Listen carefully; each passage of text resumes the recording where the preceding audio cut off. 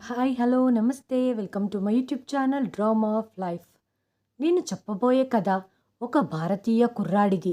అతను సౌదీ అరేబియాలో ఉద్యోగం కోసం వెళ్తాడు. అక్కడ బాగా కష్టపడి పనిచేస్తాడు. అనుకున్న దానికంటే ఎక్కువగా డబ్బు సంపాదిస్తాడు.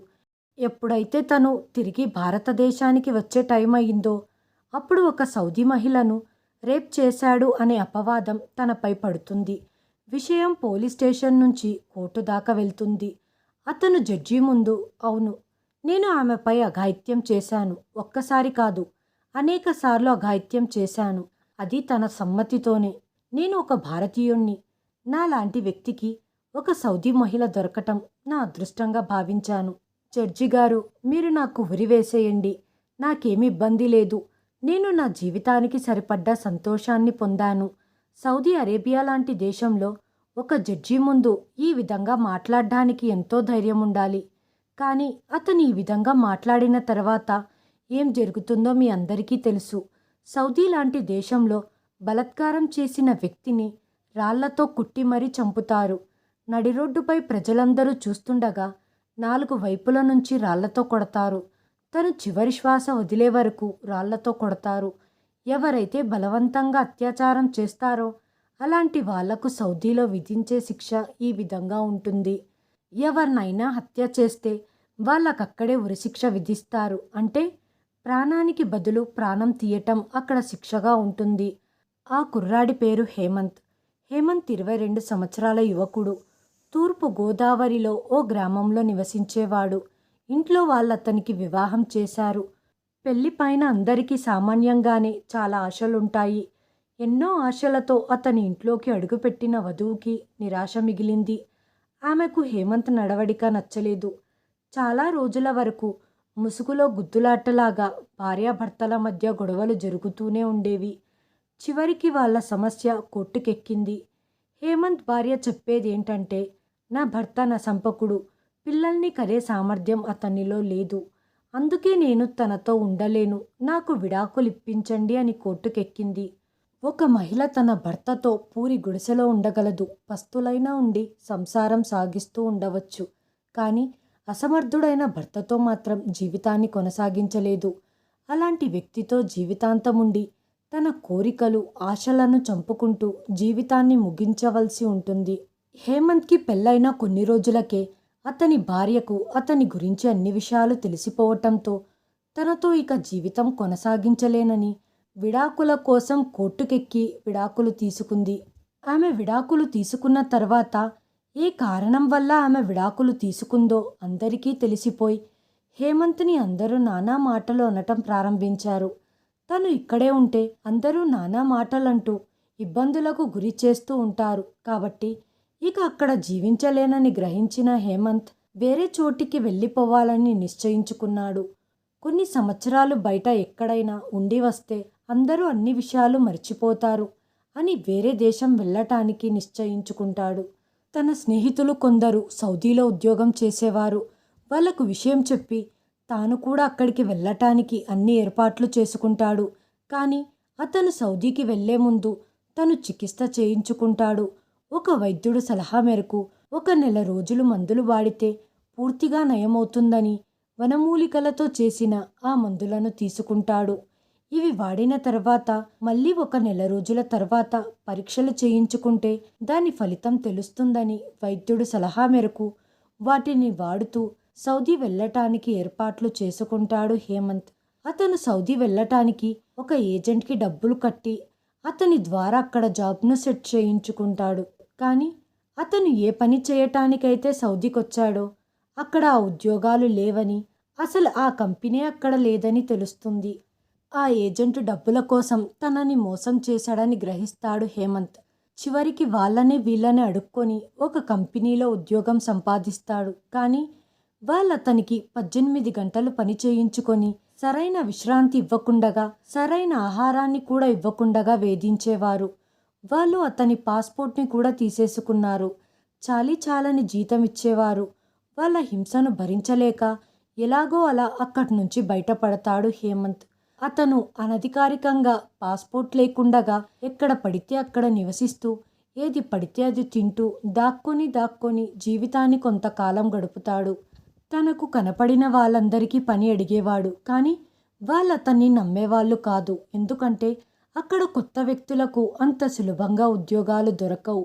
ఏదైనా ఏజెన్సీ ద్వారానో లేకపోతే ఎవరైనా తెలిసిన వాళ్ళు సిఫారసు చేస్తే తప్ప అక్కడ ఉద్యోగాలు దొరకవు. ఇవన్నీ తనకు తెలిసి కూడా తన ప్రయత్నం ఆపకుండగా ప్రయత్నించేవాడు. ఒకరోజు అతనికి ఒక సౌదీ వ్యక్తి పరిచయం అవుతాడు. అతని పేరు సుబాన్. అతను గొర్రెలను కొనటం మరియు అమ్మటం అతని వ్యాపారం. అతని దగ్గర ఒక బండి కూడా ఉంది. అతని బండికి డ్రైవర్ కోసం వెతుకుతూ ఉంటాడు. ఇద్దరి మధ్య మంచి పరిచయం అయినప్పుడు హేమంత్ సుబాన్కి అతని దయనీయమైన పరిస్థితి గురించి వివరిస్తాడు. నేను భారతదేశం నుంచి వచ్చాను.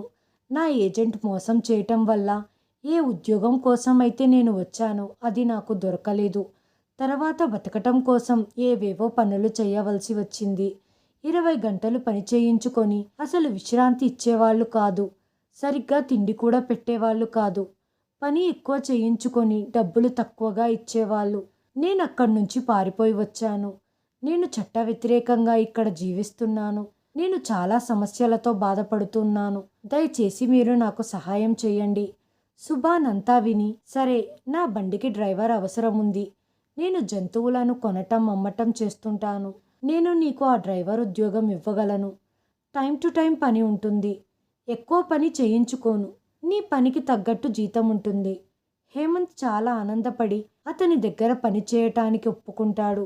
సుబాన్ హేమంత్కి ఉండటానికి ఒక చోటు చూపించాడు. హేమంత్ తొందరగానే పని నేర్చుకొని బాగా కష్టపడి పనిచేసేవాడు. సుబాన్కు రాబడి కూడా పెరిగింది. సుబాన్ బాగా ఆనందపడ్డాడు. సుబాన్ హేమంత్తో ఈ విధంగా చెప్పాడు. హేమంత్, నువ్వు ఏకాగ్రతతో పని చేయి. చాలా బాగా చేస్తున్నావు. నువ్వు నా దగ్గరికి వచ్చినప్పటి నుంచి నా రాబడి కూడా పెరిగింది. నువ్వు ఇలాగే కష్టపడి పనిచేసి నా ఆదాయాన్ని పెంచావంటే నీకు శాలరీ పెంచటంతో పాటు నా లాభంలో భాగం కూడా ఇస్తాను. కానీ నువ్వు నమ్మకంగా పనిచేయాలి అనటంతో హేమంత్ ఆనందపడి సరే చేస్తాను అంటాడు.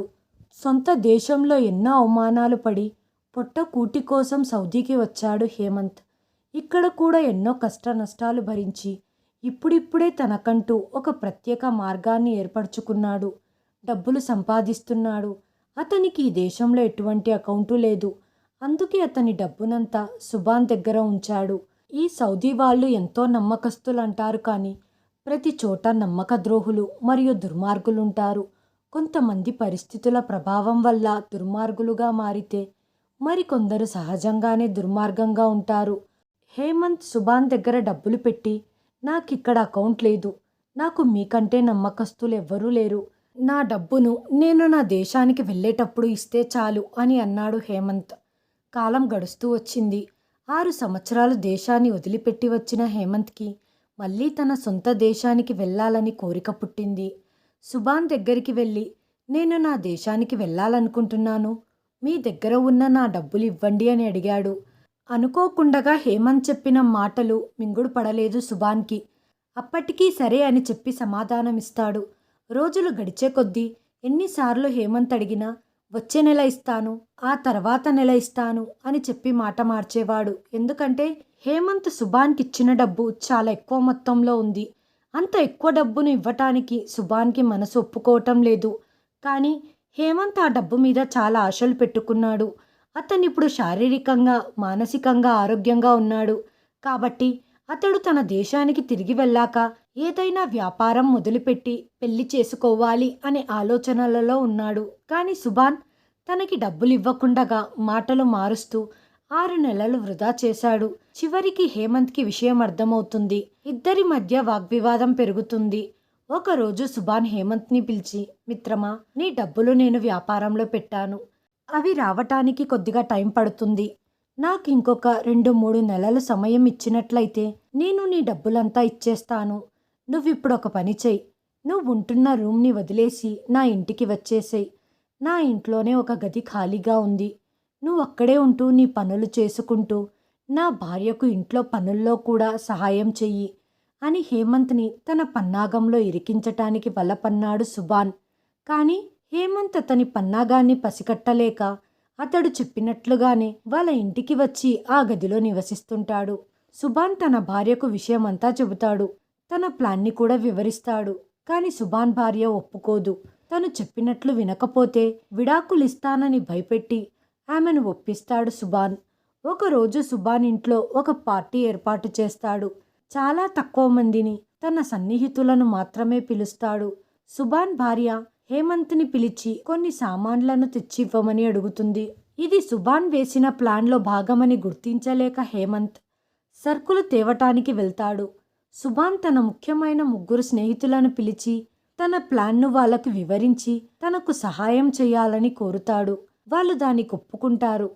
హేమంత్ సరుకులన్నీ తెచ్చి సుభాన్ భార్యకు అప్పగించి తన గదిలోకి వెళ్ళిపోతాడు. కొద్ది సమయం తర్వాత 3 అరబ్లు అక్కడికి వచ్చి గది తలుపులు పగలకొట్టి హేమంత్ని కొట్టడం మొదలు పెడతారు. మీరు నన్నెందుకు కొడుతున్నారు? నేనేం తప్పు చేశాను అని అడుగుతాడు హేమంత్. అప్పుడు వాళ్ళు, నువ్వు నీ యజమాని భార్యతో అమర్యాదగా ప్రవర్తించావు. తన చెయ్యి పట్టుకొని బలవంతం చెయ్యబోయావు. ఆమె ఏడుస్తుంది. నువ్వు సామాన్లు ఇచ్చే నెపంతో తన చెయ్యి పట్టుకున్నావట, తనని బలవంతం చెయ్యబోయావట అన్నారు. హేమంత్కి విషయం అర్థమయ్యింది. అప్పటికే పోలీసులు అక్కడికి వచ్చేశారు. హేమంత్ని అరెస్టు చేసి తీసుకెళ్లి జైల్లో పడేసి అతనిపై రేస్కేపు మోపుతారు. హేమంత్ షాక్లో ఉండి ఏ వాంగ్మూలం కూడా ఇవ్వలేకపోతాడు. హేమంత్కి అక్కడ చట్టాల గురించి కూడా అసలేమీ తెలియదు. అక్కడ విచారణ చాలా తొందరగా జరుగుతుంది. అంతే తొందరగా కోర్టు తీర్పు కూడా ఇస్తుంది. శిక్షలు కూడా అంతే తొందరగా అమలు చేస్తారు. అక్కడి శిక్షలు చాలా కఠినంగా ఉంటాయి. కోర్టులో అతని కేసుపై వాదోపవాదాలు మొదలయ్యాయి. కేసు హియరింగ్ అప్పుడు జడ్జి గారు అతన్ని, నీపై రేపు కేసు మోపబడింది. నువ్వు మీ యజమాని భార్యను బలవంతం చెయ్యబోయావని, నీ యజమాని నీపై ఎంతో నమ్మకంతో అతని ఇంట్లో ఉండటానికి నీకు సహాయం చేశారు. కానీ నువ్వు ఆయన భార్యపై అత్యాచారం చేయటానికి ప్రయత్నించావు. నీపై ఈ రకంగా అభియోగం ఉంది. ఈ అభియోగంపై నీకెటువంటి శిక్ష పడుతుందో తెలుసా? నిన్ను నడి రోడ్డుపై నిలబెట్టి రాళ్లతో కొట్టి చంపుతారు. నీకెటువంటి క్షమాభిక్ష ఉండదు. హేమంత్ ఏం చెప్పలేక తనకు నోట నుంచి మాట రాక మౌనంగా ఉండిపోతాడు.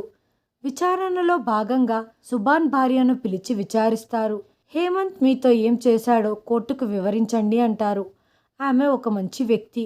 ఎల్లప్పుడూ దైవ చింతలోనే ఉంటూ నలుగురికి సహాయం చేస్తూ ఉంటుంది. కానీ తన భర్త ప్రోద్బలం వల్ల బలవంతంగా ఆమె ఈరోజు ఈ పరిస్థితిలో నిలబడి ఉంది.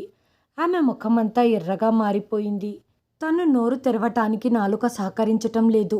తను బలవంతంగా నోరు తెరిచి, నేను ఈ వ్యక్తితో సామాన్లు తెమ్మని చెప్పాను. అతను సామాన్లు తీసుకొచ్చే సమయానికి ఇంట్లో ఎవ్వరూ లేరు.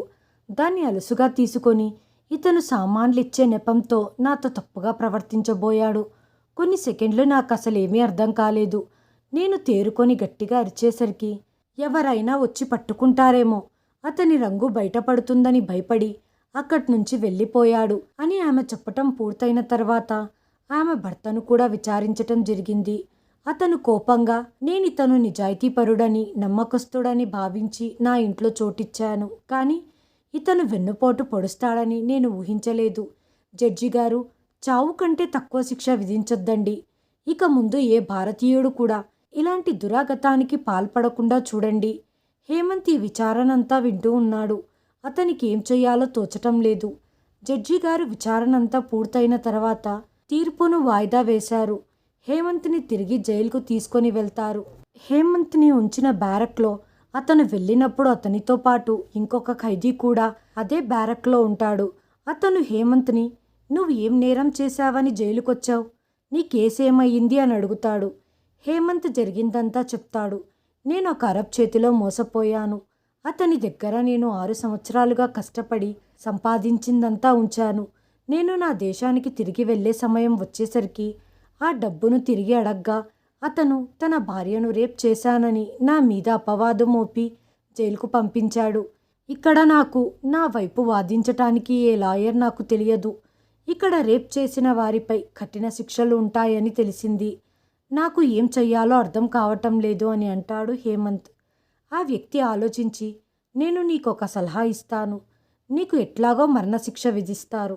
కానీ నేను చెప్పినట్టు విన్నావంటే, మన ప్లాన్ ఫలించిందంటే నీ శిక్షను ఆపటమే కాకుండా నువ్వు ఏదైతే డబ్బును సంపాదించి ఆ అరబ్ దగ్గర ఉంచావో ఆ డబ్బు కూడా నీకిచ్చి గౌరవంగా నిన్ను నీ దేశానికి పంపిస్తారు. అంతేకాకుండగా ఆ అరబ్కే శిక్ష పడుతుంది. ఈ మాట విని హేమంత్ చాలా ఆనందపడతాడు. తీర్పు ఇచ్చే రోజు కోసం వేచి చూస్తూ ఉంటాడు. ఆ రోజు రానే వచ్చింది. హేమంత్ని కోర్టులో ప్రవేశపెడతారు. జడ్జి గారు హేమంత్కి, నీకు శిక్ష పడబోతుంది. నేను తీర్పు చెప్పే ముందు నువ్వు నీ వైపు నుంచి ఏమన్నా చెప్పదలుచుకున్నావా? నువ్వు ఏ ఉద్దేశంతో ఈ పని చేశావు? నీ మీద ఎవరిదైనా ప్రోద్బలం ఉందా? దీని వెనకాల ఇంకా ఎవరైనా ఉన్నారా? నువ్వు ఆమెపై ఏ పరిస్థితులలో ఈ విధంగా చేయాల్సి వచ్చింది అని అడుగుతారు. హేమంత్ చాలా సంతోషంగా ఆనందంగా, జడ్జి గారు మీరేం మాట్లాడుతున్నారు? దీని వెనకాల ఎవ్వరూ లేరు, ఎవ్వరి ప్రోద్బలం లేదు. ఈ మహిళ నన్ను చూడగానే ఇష్టపడింది. మేమిద్దరం ఏదైతే చేశామో అది మా ఇద్దరి అంగీకారంతోనే జరిగింది. మేమిద్దరం చాలా సంతోషంగా ఉండేవాళ్ళం. కానీ ఉన్నట్టుండి ఈమె ఎందుకు తన భర్తకు భయపడుతుందో, ఏ కారణంగా తను నా మీద ఫిర్యాదు చేసిందో నాకు తెలియటం లేదు. మా మధ్య ఉన్న సంబంధాన్ని ఆమె ఎందుకు అంగీకరించటం లేదో కూడా తెలియదు. ఎందుకంటే తన సమ్మతితోనే, తన అంగీకారంతోనే ఇదంతా జరిగింది. నాతో తన భర్త ఒక శాడిస్ట్ అని, నసంపకుడని, సరిగ్గా చూసుకోవటం లేదని, ప్రేమను పంచటం లేదని చెబుతూ బాధపడేది. అలా ఆ విధంగా మా మధ్య బంధం ఏర్పడింది. ఆమె గురించి అసహ్యంగా ఉన్నవి లేనివి చెప్పటం మొదలు పెడతాడు. ఎలాగైనా తనకు మరణశిక్ష విధిస్తారని తెలుసు. కానీ తన బ్యారక్లో ఉన్న స్నేహితుడిచ్చిన సలహా మేరకు ఈ విధంగా చెప్పటం వల్ల అనుకున్నది జరిగితే అతన్ని విడుదల చేస్తారు అనుకున్నాడు. జడ్జి హేమంత్ చెప్పిన మాటలు విని ఆవేశంతో రగిలిపోతూ, ఇతను నా ముందే ఇంత ధైర్యంగా మాట్లాడుతున్నాడు అని అనుకుంటాడు. హేమంత్ ఈ విధంగా మాట్లాడేటప్పుడు ఆ మహిళ భావోద్వేగానికి లోనయ్యింది. ఆమెలో ఉన్న మంచితనం ఇది సహించలేకపోయింది. ఆమెలో ఉన్న నిజాయితీ అతని భర్త కారణంగా చంపుకొని హేమంత్పై అపవాద వేయటానికి పూనుకుంది. కానీ హేమంత్ మాట్లాడిన మాటలు ఆమె సహించలేకపోయింది. హేమంత్ స్నేహితుడు వేసిన పన్నాగం సఫలమయ్యింది. ఆ మహిళ గట్టిగా అరుస్తూ చెవులు మూసుకొని, ఆ దేవుడు కొరకు దయచేసి అలా మాట్లాడొద్దండి జడ్జి గారు, ఇతను అబద్ధం చెబుతున్నాడు. ఇతను ఎప్పుడు కూడా నాతో అసభ్యంగా ప్రవర్తించలేదు. నాకు అతనికి ఎటువంటి సంబంధము లేదు. ఇతనంతా అబద్ధం చెబుతున్నాడు. అప్పుడు హేమంత్ కలగజేసుకొని, మరి ఆ రోజు నేను మిమ్మల్ని బలవంతం చేశానని చెప్పారు, మీ చెయ్యి పట్టుకున్నానన్నారు, మరి అదంతా నిజమేనా? ఆమె జడ్జి గారితో, జడ్జి గారు అదంతా అబద్ధం. ఈరోజు నేను మీకు నిజం చెబుతాను. నేను నా భర్త ప్రభావం వల్ల, అతడు నన్ను బలవంతం చేయటం వల్ల ఇలా అబద్ధం చెప్పాను. ఈ భారతీయ యువకుడి డబ్బులు మా దగ్గర ఉన్నాయి. వాటిని అతనికి తిరిగి ఇవ్వాల్సి ఉంటుంది. కానీ నా భర్తకు ఆ డబ్బులు ఇవ్వాలని లేదు. అందుకే నా భర్త నాతో ఈ బలవంతపు కేసు పెట్టించారు. నాతో అబద్ధపు వాంగ్మూలం ఇప్పించారు. ఆమె చెప్పింది విని జడ్జి గారు ఆమె భర్తతో, నిజం చెప్పు, ఇదంతా నిజమేనా? నువ్వు ఇప్పటికీ అబద్ధం చెప్పావంటే ఇది గనుక నిజమని తేలితే నీకు మరణశిక్ష విధిస్తాను అన్నారు. అప్పుడు అతడు కూడా, ఈ భారతీయ యువకుడు నిర్దోషి, నేనతనికి డబ్బు ఇవ్వాల్సి వస్తుందని ఈ డ్రామా అంతా ఆడాను అని ఒప్పుకుంటాడు. ఆ జడ్జి గారు భారతీయ యువకుణ్ణి తన దగ్గరకు పిలిచి అతని భుజం తట్టి, నువ్వీరోజు నీ బుద్ధి బలాన్ని ఉపయోగించి నీ తెలివితేటల్ని ప్రదర్శించటం వల్ల నీ ప్రాణం కాపాడుకున్నావు.